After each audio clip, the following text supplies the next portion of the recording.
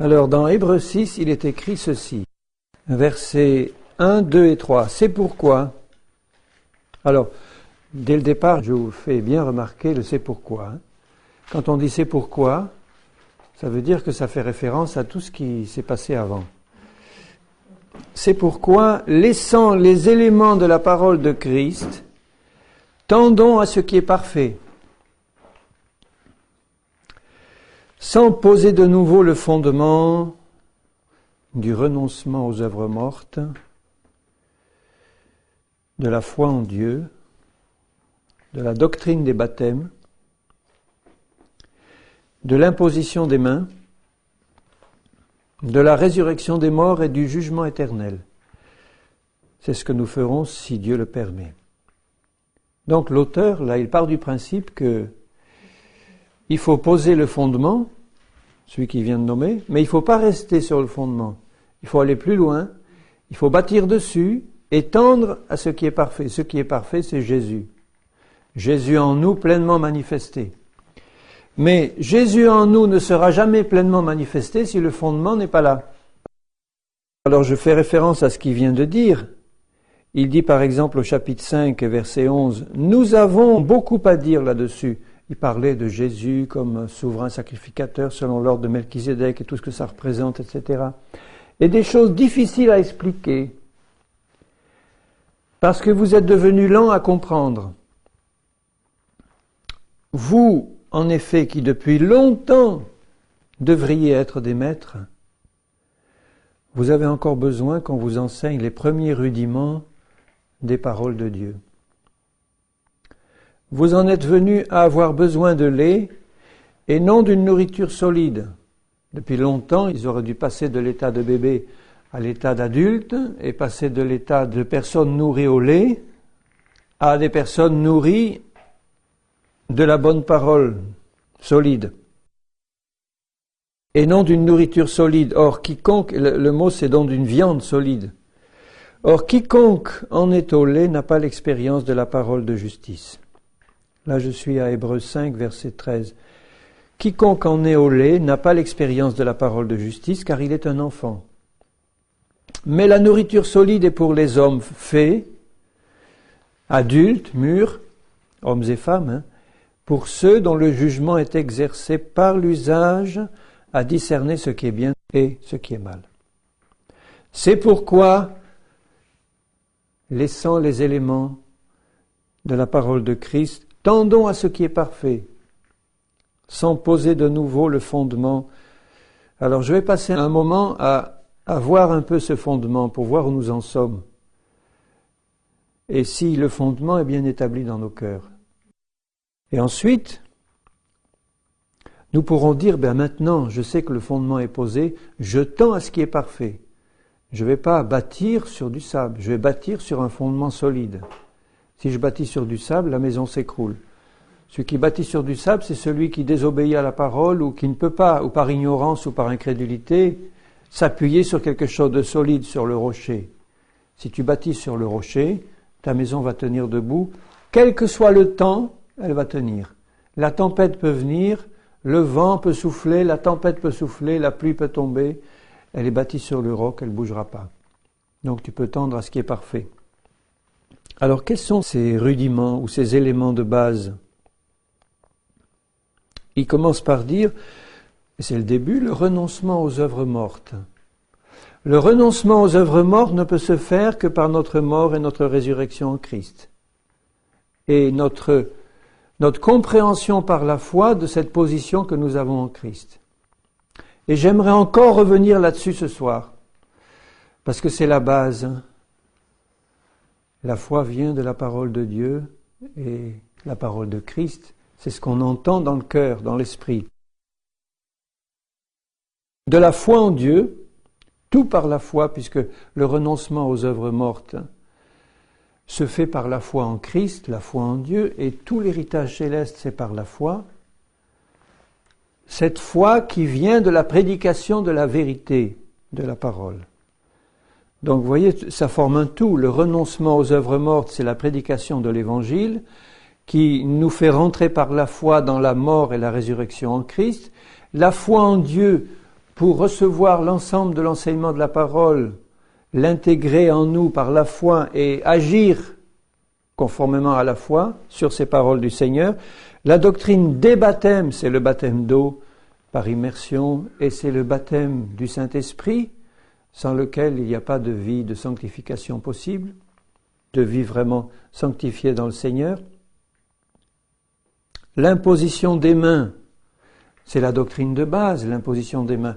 Ça peut être utilisé pour guérir les malades, pour recevoir un don spirituel, recevoir le baptême de l'Esprit, pour confier à la grâce de Dieu des frères qui s'en vont en mission, pour conférer un ministère de la part du Seigneur. Donc la doctrine de l'imposition des mains fait partie des éléments de base que nous devons comprendre, recevoir et appliquer dans la foi. La résurrection des morts au retour du Seigneur, proche, les morts en Christ, nous les vivants, l'enlèvement du Seigneur, et puis la résurrection finale des vivants et des morts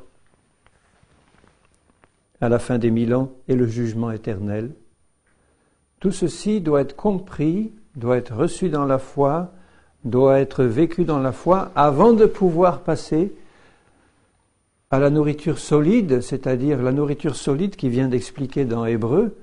C'était le rôle de Christ comme souverain sacrificateur, c'était ce qui se passe actuellement dans les lieux célestes où nous sommes assis en Christ, c'est le ministère éternel de Christ auquel nous allons être associés pour le millénium et pour l'éternité. Le Seigneur veut associer à son ministère, il veut régner sur la terre et il régnera avec une verge de fer avec des vainqueurs. Les vainqueurs sont ceux qui ont établi le fondement et qui marchent dans ce fondement, qui tendent ensuite à ce qui est parfait en permanence. Et Jésus ne peut pas associer à son règne de vainqueur des hommes et des femmes qui n'ont pas compris le fondement, qui n'ont pas établi dans leur vie et qui n'ont pas bâti dessus, par la foi. Après, il parle de, il est impossible à ceux qui ont goûté à tout ça, etc., et qui sont tombés. Donc, vous voyez que le contexte, quand il parle dans la suite de Hébreux 6, quand il dit que ceux qui ont chuté ne peuvent plus être amenés à la repentance, il ne parle pas de ce que nous pouvons faire quand on fait une chute occasionnelle et qu'on pêche. Il veut parler de ceux qui ont établi le fondement, qui tendent à ce qui est parfait, qui ont connu les choses profondes du Seigneur, qui ont vu Jésus par la foi et vu ce qu'il a fait, qui ont reçu, qui sont allés loin, qui ont reçu la profondeur du Saint-Esprit et des révélations du Seigneur et qui pêchent volontairement après ça. Il est plus possible qu'ils soient amenés à la repentance, c'est terminé. Donc notre appel à tendre à ce qui est parfait est un appel à un engagement complet et total sans esprit de retour en arrière sur quoi que ce soit. Si nous retournons en arrière au stade avancé où nous sommes appelés à aller, au sens de renoncer au Seigneur et de revenir en arrière pour nous perdre, il n'y a plus un seul espoir de repentance à ce moment-là. Donc ce sont des choses qui sont graves, qui sont sérieuses et qui sont importantes, mais nous finalement c'est un avertissement sérieux, mais ça ne doit pas remplir notre cœur de crainte, parce que quand nous avançons vers le Seigneur en tendant à ce qui est parfait, en laissant tout derrière, eh bien c'est parce qu'on a le cœur entièrement tourné vers les choses du Seigneur et vers le Seigneur lui-même, et on n'a aucune envie de retourner en arrière. Vous n'avez pas envie de revenir en arrière? Ça ne m'intéresse pas du tout. Mais je sais que c'est un avertissement sérieux. Plus tu avances avec le Seigneur, plus tu es appelé à rester ferme et à ne plus regarder en arrière. C'est terminé.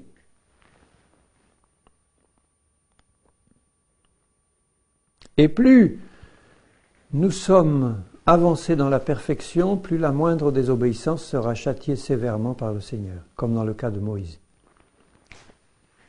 Il n'a pas été châtié sévèrement parce qu'il avait tué un homme avant ses 40 ans dans le désert et avant la sortie du pays d'Égypte, mais quand il a désobéi au Seigneur en frappant le rocher au lieu de lui parler, eh bien, il a été condamné à mort, physiquement, et il a été interdit d'entrer dans le pays de Canaan.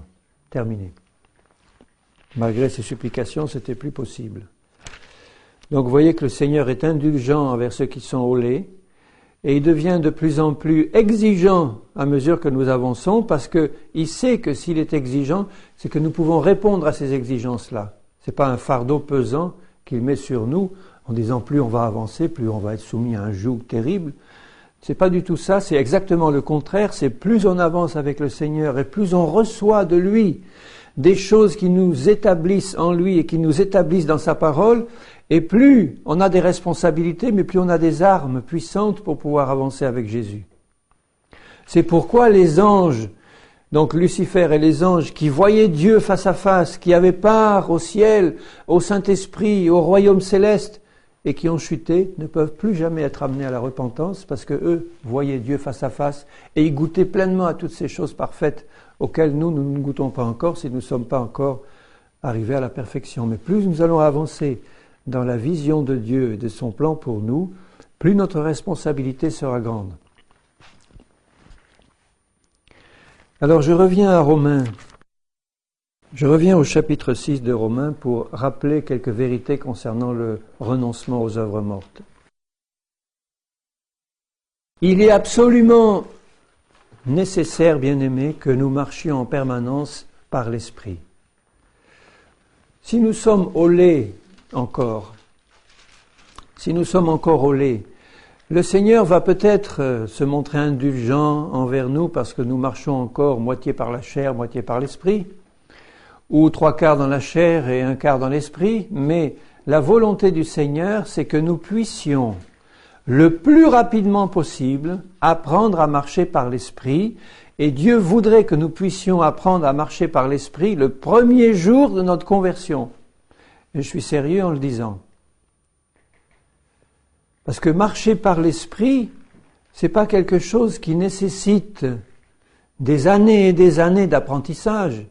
C'est quelque chose qui nécessite une révélation du Seigneur et une foi réelle dans ce que Dieu dit. À partir du moment où la révélation de Dieu est faite et où la foi du Seigneur nous a permis de saisir ce que Dieu dit, que nous sommes en Christ, on peut immédiatement marcher par l'Esprit. On a besoin, bien sûr, après d'apprendre les choses profondes de Dieu, l'ensemble de sa parole pour être fortifié dans la foi. Mais on peut commencer à marcher par l'Esprit le jour de notre conversion, si les choses sont faites comme Dieu le désire. On le voit au début de la vie de l'Église. Au début de la vie de l'Église, la présence de Dieu était tellement puissante et forte que dès le jour de la Pentecôte, quand il prie, quand il annonce la parole et qu'il prêche cette parole, des milliers de personnes sont touchées, baptisées d'eau, baptisées du Saint-Esprit et commençant à marcher immédiatement par l'Esprit. Et ensuite, il persévérait dans l'enseignement, les prières, la communion fraternelle et la fraction du pain, pour pouvoir grandir dans cette marche par l'Esprit. Donc là, quand le Seigneur nous dit « Tu es appelé à marcher par l'Esprit et pas par la chair », c'est que ceux qui marchent par la chair ne peuvent pas être agréables à Dieu. Il est patient, le Seigneur. Il n'y a qu'à voir combien il a été patient envers son peuple Israël pendant des milliers d'années. Même aujourd'hui, Dieu patiente encore envers Israël. Israël n'a pas reconnu dans son ensemble le Messie, il y a 2000 ans. Eh bien, pendant 2000 ans, ils en ont subi des conséquences terribles, mais on peut dire que Dieu a quand même patienté malgré tout. Il n'a pas détruit son peuple. Son peuple Israël a dû passer par de grands jugements, et passera encore par de grands jugements, mais c'est pour ouvrir leurs yeux sur la réalité du Messie et leur dire « Vous êtes appelés à reconnaître ce que j'ai fait pour vous. » Mais Dieu est patient et miséricordieux quand même. Il le sera aussi avec nous. Même si nous devons passer par de grands jugements et des grandes corrections, Dieu va être patient, mais il va être patient jusqu'à une limite qu'il a fixée lui-même. Et ensuite, il dira « Maintenant, le temps de ma patience est terminé. Maintenant, tu choisis entre marcher vraiment par mon esprit ou continuer à marcher par la chair, sinon c'est mon jugement qui vient sur toi et c'est terminé. » Comme il l'a fait pour Israël. C'est terminé maintenant, vous allez tous mourir dans le désert. Donc c'est pas de gaieté de cœur que le Seigneur dit ça, parce qu'il a un cœur compatissant et miséricordieux. Il voudrait tellement nous bénir et tellement nous remplir de sa présence, de son esprit, de ses richesses. Et quand il est dit qu'il a tendu les mains sans arrêt vers un peuple rebelle et contredisant, on voit la patience infinie de Dieu qui voulait sortir Israël de son incrédulité et de sa rébellion, et Dieu a été obligé d'infliger à Israël des jugements sévères, jusqu'à récemment, on l'a vu, tout en gardant quand même la main sur son peuple pour lui ouvrir les yeux. Et tout ce qui a été fait et écrit pour Israël est destiné à nous servir d'exemple à nous. Alors Dieu n'a aucune envie de faire passer son peuple par un holocauste comme celui d'Israël, mais cet holocauste vient, il suffit de lire l'Apocalypse, sur la vie de tous ceux qui vont continuer à marcher par la chair, malgré les avertissements que Dieu donne dans sa parole et donne par son esprit. Donc il est temps d'arrêter. Et on ne peut pas arrêter de marcher par la chair si on n'a pas compris dans son esprit ce que Dieu a fait en Jésus-Christ. Et c'est pour ça que je veux encore y revenir, bien-aimés, parce que le Seigneur veut que nous marchions par l'Esprit 24 heures sur 24. Et c'est possible, par sa puissance. Au chapitre 6 de Romains, il dit, au verset 2, « Nous qui sommes morts au péché, comment vivrions-nous encore dans le péché ?» Ignorez-vous que nous tous qui avons été baptisés en Jésus-Christ, c'est en sa mort que nous avons été baptisés. Nous avons donc été enterrés avec lui par le baptême dans sa mort, afin que comme Christ est ressuscité des morts par la gloire du Père, de même nous aussi nous marchions en nouveauté de vie. C'est ça la marche par l'Esprit. Une marche en nouveauté de vie par la puissance d'une vie impérissable qui habite maintenant en nous qui lui appartenons. Donc vous voyez que pour que nous puissions marcher en nouveauté de vie, il associe cette marche en nouveauté de vie à notre compréhension de notre enterrement en Christ, de notre ensevelissement en Christ, qui a été accompli par le Seigneur quand il est mort, et par le baptême par immersion quand nous sommes venus à lui, après l'avoir accepté comme Seigneur et Sauveur et être passé par la nouvelle naissance. Nous avons été enterrés avec lui par le baptême. Enterrés dans quoi ? Dans sa mort. Pour que, comme Christ est ressuscité des morts par la gloire du Père, nous aussi, nous marchions en nouveauté de vie, dans la vie de résurrection, dans la vie de l'esprit.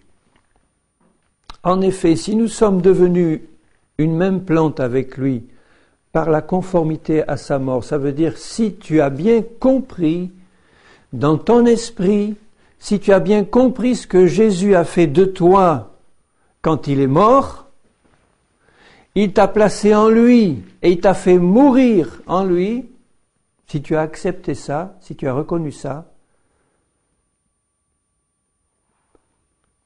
réellement, eh bien, tu peux participer à la vie de résurrection qui est aussi en Jésus-Christ.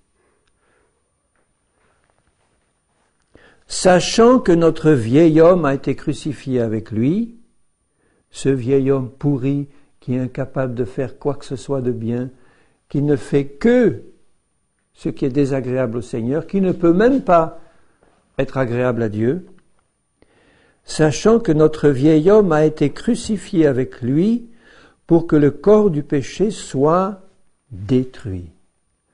Le corps du péché soit détruit, les membres dans lesquels habite le péché soient détruits pour que nous ne soyons plus esclaves du péché. C'est ça le renoncement aux œuvres mortes. Les œuvres mortes, c'est toutes les actions de la chair, toutes, celles qui sont décrites dans Galates. Je lis dans Galates 5 ces œuvres mortes. Les œuvres mortes de la chair, je le lis au verset 19. Les œuvres de la chair, les œuvres mortes, sont manifestes l'adultère, l'impudicité, l'impureté, la dissolution, le débordement sensuel sur tous les plans, l'idolâtrie, qui est aussi l'amour de l'argent, la magie et tout l'occultisme, les inimitiés, les querelles, les jalousies, les animosités, les mauvais sentiments, les disputes, les divisions, les sectes, l'envie, les meurtres, dans lequel il faut inclure la colère, la mauvaise colère, l'ivrognerie, les excès de table et les choses semblables. Il y en a bien d'autres encore, la liste n'est pas limitative. Je vous dis d'avance que ceux qui commettent de telles choses n'hériteront point le royaume de Dieu. C'est clair. Donc comment arrêter de commettre ces choses-là? En comprenant que la puissance qui provoquait ces choses en toi et qui habite dans tes membres, dans ta chair, cette puissance-là a été détruite à la croix par la mort de Jésus et par ta mort en lui. Cette puissance-là qui habite tes membres a été détruite. Le corps du péché a été détruit. Donc c'est pour ça qu'il insiste bien sur le fait de ne plus considérer ce corps-là comme vivant. Il n'a plus d'autorité sur nous. Il ne domine plus sur nous. On est entièrement libéré de l'esclavage du péché parce que ce corps a été détruit par la mort de Jésus. Et ce qui est merveilleux, c'est que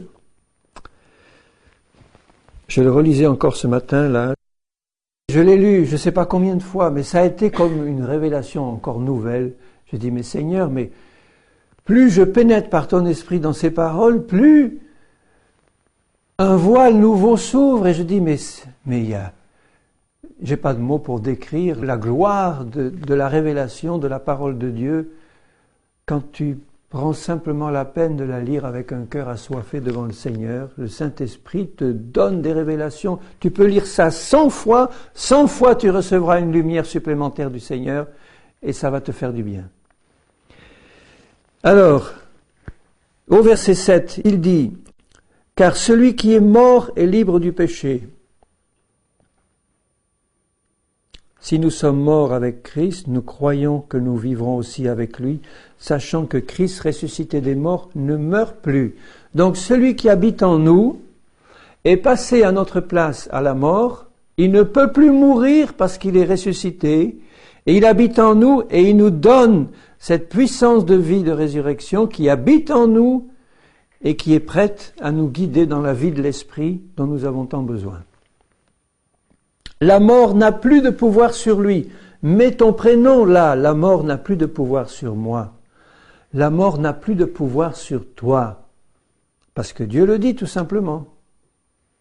La mort n'a plus de pouvoir sur toi. C'est-à-dire que si la mort physique venait maintenant te prendre, elle n'a plus de pouvoir sur toi. Tu passerais dans le royaume du Père exactement comme le jour de l'enlèvement. Voilà la mort à laquelle je crois. C'est-à-dire que si la mort physique vient, eh bien tu passes instantanément, comme par un enlèvement, d'ici, là-haut, sans transition. Immédiatement tu es là-haut, dans la pleine conscience du royaume du Père. La mort n'a plus de pouvoir sur toi. Et à la venue de Jésus, tu vas retrouver un corps ressuscité. Car il est mort et c'est pour le péché qu'il est mort une fois pour toutes, il est revenu à la vie et c'est pour Dieu qu'il vit comme nous. Ainsi vous-même regardez-vous comme mort au péché et vivant pour Dieu en Jésus-Christ notre Seigneur. Et il parle ensuite de deux esclavages. L'esclavage à la loi du péché et l'esclavage de l'obéissance. Je vais expliquer un peu plus en détail ce point parce que c'est important de comprendre comment on peut marcher par l'esprit. Au verset 15, il dit « Pécherions-nous parce que nous sommes non sous la loi mais sous la grâce ?» Ça c'est la grâce édulcorée. Je suis sous la grâce alors je peux pécher, j'aurai toujours le pardon de Dieu. C'est pas vrai. C'est une incompréhension complète de la parole du Seigneur et de l'œuvre de Christ. Loin de là, ne savez-vous pas qu'en vous livrant à quelqu'un comme esclave pour lui obéir, vous êtes esclave de celui à qui vous obéissez. Donc il met devant nous deux esclavages possibles, au choix. Bien sûr, en nous demandant de faire le bon choix. Soit l'esclavage du péché qui conduit à la mort. C'est ça la marche par la chair. Si tu marches par la chair, tu vas à la mort. la mort physique et la mort spirituelle tout court. Mais comment peut-on être esclave du péché quand on a compris qu'on a été libéré de l'esclavage du péché par notre mort en Christ? Par sa mort, lui, et par notre mort en Christ qui a détruit le corps du péché auquel nous étions esclaves auparavant. Alors, esclave soit du péché, et l'esclavage du péché conduit à la mort, soit esclavage de l'obéissance. C'est un terme plutôt bizarre, parce qu'il dit esclavage de l'obéissance. Moi, j'aurais sans doute dit esclavage du péché, et en opposition, j'aurais mis esclavage de la justice. Mais il dit esclavage de l'obéissance qui conduit à la justice. Donc, dans notre marche par l'Esprit, qui passe par la révélation de ce que Jésus a accompli, il nous demande de commencer cette marche par l'Esprit en acceptant un esclavage de l'obéissance. Seigneur, je suis esclave de l'obéissance parce que j'ai compris ma position en Christ et je me suis livré entièrement et livré mes membres à toi comme instrument de justice. Parce que cet esclavage de l'obéissance va me conduire à la justice.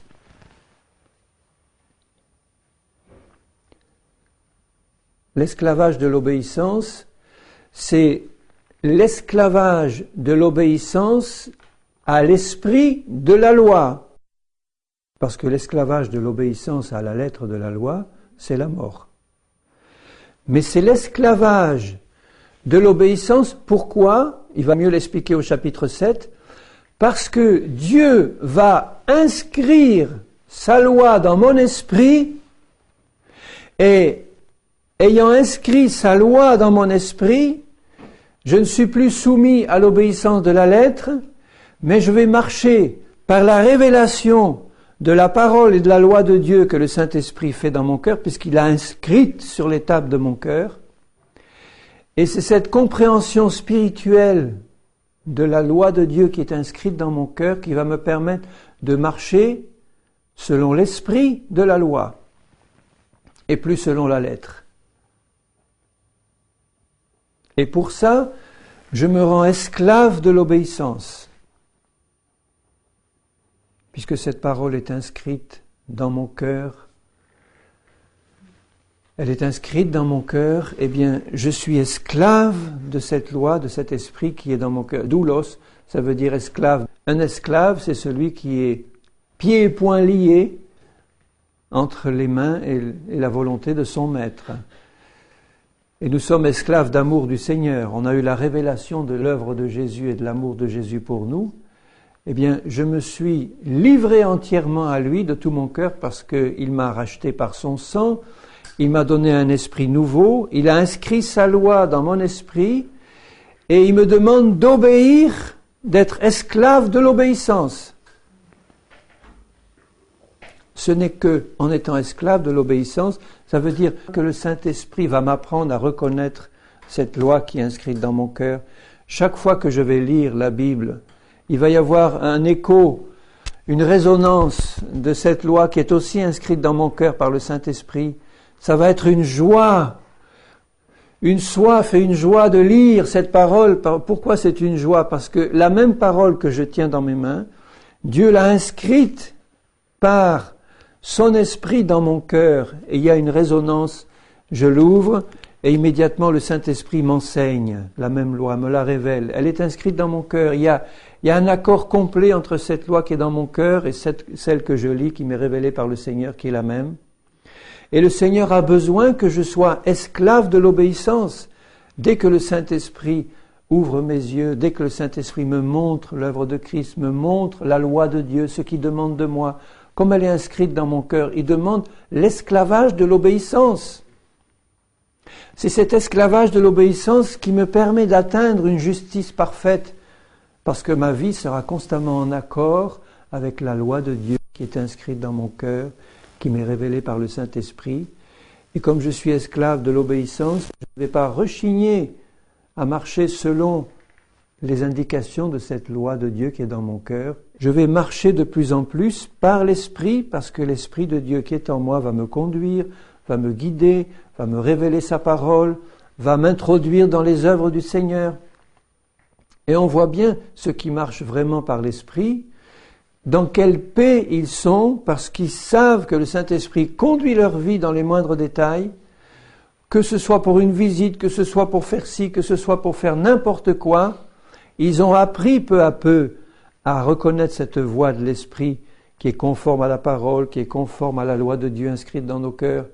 Et ils marchent par l'Esprit du Seigneur comme des enfants du roi doivent le faire.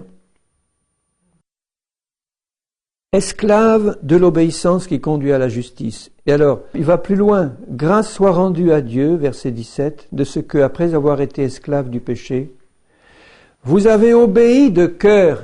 Voilà, esclave de l'obéissance, c'est ça. Obéir de cœur à cette loi qui est inscrite dans nos cœurs, parce que c'est l'esprit de la parole qui nous y conduit. Nous sommes conduits par le vent de l'esprit. On a ouvert la voile de notre cœur et le vent de Dieu souffle dans cette voile et nous conduit dans la direction de l'esprit. C'est merveilleux comme marche. Vous avez obéi de cœur à la règle de doctrine dans laquelle vous avez été instruits. Elle est inscrite dans vos cœurs et vous obéissez. Ayant été affranchis du péché, vous êtes devenus, alors maintenant il emploie le terme esclave de la justice. Tout à l'heure c'était esclave de l'obéissance qui conduit à la justice. Maintenant, imagine-toi que l'obéissance soit une personnification. Et puis tu es esclave de l'obéissance. L'obéissance te conduit à la justice. Tu te tournes vers la justice et dis maintenant je suis esclave de la justice. Parce que j'ai appris à marcher par l'obéissance et je continue. Les deux continuent à marcher avec toi. Obéissance et justice continuent. C'est quelque chose de plus qui rentre dans ta vie. Tu es esclave de l'obéissance, l'obéissance te conduit à la justice. Tu deviens esclave de la justice et, je parle à la manière des hommes, bien sûr, à cause de la faiblesse de votre chair. De même que vous avez livré vos membres comme esclaves à l'impureté et à l'iniquité pour arriver à l'iniquité, ainsi maintenant livrez vos membres comme esclaves à la justice. Tu as été esclave de l'obéissance à cette loi qui est inscrite dans ton cœur. Cette obéissance va te conduire à la justice de Dieu et tu vas devenir esclave de la justice de Dieu. Pour arriver cette fois à la sainteté. Bon, la justice de Dieu te permet d'arriver à la sainteté, à une vie entièrement sanctifiée. Car lorsque vous étiez esclave du péché, vous étiez libre à l'égard de la justice. Quels fruits portiez-vous alors? Des fruits dont vous rougissez aujourd'hui. La fin de ces choses, c'est la mort. On n'est pas destiné à la mort, bien-aimés, on est destiné à la vie éternelle par Jésus-Christ. Dès maintenant sur cette terre, la marche dans la perfection, Christ pleinement formé en nous, la révélation des fils et des filles de Dieu dans la gloire. Mais maintenant, étant affranchis du péché, parce que nous avons compris que le péché a été détruit par la mort de Jésus et nous avec notre vieille vie passée. Maintenant, étant devenus, alors esclaves de qui? Esclaves de Dieu. Voyez la progression dans cet esclavage? Esclaves de l'obéissance, esclaves de la justice, esclaves de la sainteté, esclaves de Dieu. Il y a une révélation de Dieu au travers de notre marche dans l'obéissance de cœur à l'esprit de la loi qui est inscrite dans nos cœurs. Donc sans aucun légalisme religieux qui conduit à la mort aussi bien. Alors, puisque nous sommes devenus esclaves de Dieu, vous avez pour fruit la sainteté et pour fin la vie éternelle. Le salaire du péché, c'est la mort. Le don gratuit de Dieu, c'est la vie éternelle en Jésus-Christ notre Seigneur. Et cette vie éternelle va se manifester pleinement en nous et nous apprendre à marcher par l'Esprit, c'est-à-dire devenir pleinement esclaves de Dieu 24 heures sur 24. Vous vous rendez compte ? Ce que ça représente comme gloire manifestée de Dieu dans la vie d'un homme, d'une femme sur cette terre. Quand quelqu'un devient esclave de Dieu, il est à 100% conduit par l'Esprit de Dieu du matin au soir et du soir au matin. Plus rien dans sa vie qui vienne de la chair, des désirs personnels, tout ça c'est crucifié. Il a appris à devenir esclave de Dieu et à marcher comme Jésus a marché. Jésus a marché en esclave du Père, en pleine liberté. C'est un glorieux esclavage. Et alors là, au chapitre 7, vous voyez, il va parler de la loi parce qu'il sait très bien le danger du légalisme qui peut envahir la vie d'un chrétien, surtout ceux qui sont très désireux d'avancer avec Dieu, qui veulent pas de compromis du tout, qui ont beaucoup de scrupules à marcher droit comme il faut. Ils ont un danger très grand, c'est de tomber dans le légalisme.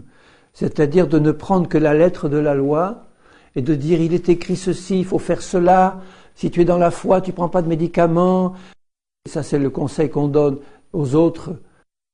Ou bien, si tu es dans la foi, il ne faut pas que tu divorces, etc. Ce sont des paroles qui sont vraies, c'est la parole de Dieu. Mais pour que ce soit vraiment opérant dans la vie des autres, il faut qu'ils soient passés eux-mêmes par une compréhension spirituelle de la loi et un affranchissement de la loi de Dieu dans sa lettre, comme nous-mêmes. On ne peut être utile dans le royaume de Dieu que si on est complètement affranchi de tout légalisme religieux. De la lettre qui tue, qui tue, qui tue. Et quand tu es rempli de l'esprit, de la loi de Dieu dans ton cœur, ton influence sur les autres sera complètement différente parce que c'est la vie de résurrection qui va passer. La loi aussi va passer puisque c'est l'esprit de la loi, c'est la même. Mais elle va donner la vie au lieu de donner la mort. Alors il dit maintenant, pour comprendre comment être libéré du légalisme, il dit ceci. Ignorez-vous, frères, car je parle à des gens qui connaissent la loi, que la loi exerce son pouvoir sur l'homme aussi longtemps qu'il vit. Ainsi, une femme mariée est liée par la loi à son mari tant qu'il est vivant. Entre parenthèses, pour moi, il suffit de voir ça écrit dans la parole pour régler toute question définitivement de divorce et de remariage. C'est écrit, c'est écrit. Alors il y en a qui tordent tellement la parole de Dieu, qui disent, oui, mais vous voyez, c'est la loi qui liait la femme à son mari, mais puisqu'on est libéré de la loi, on est libéré de cette obligation. On n'est plus sous la loi de Moïse. Donc on est libre maintenant de divorcer, de se remarier, on n'est plus sous la loi. Mais c'est faire exactement l'inverse de ce que Dieu dit. Parce que si la loi de Dieu dit qu'une femme est liée à son mari tant qu'il est vivant, et si tu as reçu cette loi inscrite dans ton cœur par ta nouvelle naissance, l'esprit de la loi de Dieu te fera comprendre ça tout naturellement et tu vas marcher naturellement dans ce que la loi dit, sans discussion. Tu seras esclave de l'obéissance.